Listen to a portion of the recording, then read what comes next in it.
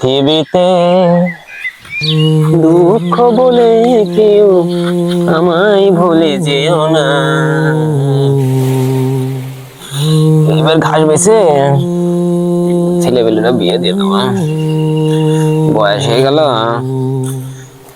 শালা টেনশনে মরলাম তো। কত মাসের কাছে টাকা পাবো, শালারা কেউ টাকা দেয় না। বলে যে টাকা দাও ভাই, দিয়ে দিবা নে, তো আর দেখা করে না। তোমার চুপও বাদে থাকে কেন না? হ্যাঁ, এখানে তো মহা যন্ত্রণায় বলা, মানুষের তো আর এই টাকা ঋণ দেওয়া যাবে না তো। বিশাল ঝামেলার মধ্যে পড়ে গেছি। কি করি এখন? ভূত লাগে কথা কাছে কেন ওই আল্লাহ ও কিডা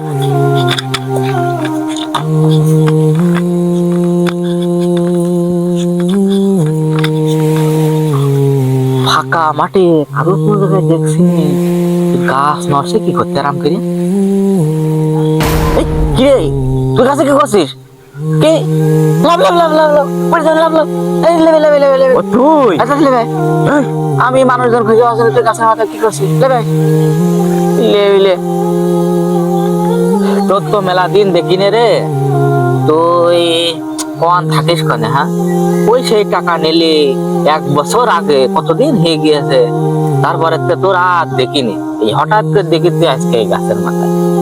কি আর কব দোস্ত, তোর কাছ থেকে টাকাটা নিয়েছি অনেক দিন হয়ে গেল, তাই এর মাঝে দিতে পারিনি, লজ্জায় মানে তোর দেখে আমি কাছে উঠে বললাম শেষ পর্যন্ত। তাহলে তুই না দেখিস, কিন্তু তুই দেখে ফেলেছিস, তাইলে আমি আসতে পারতাম।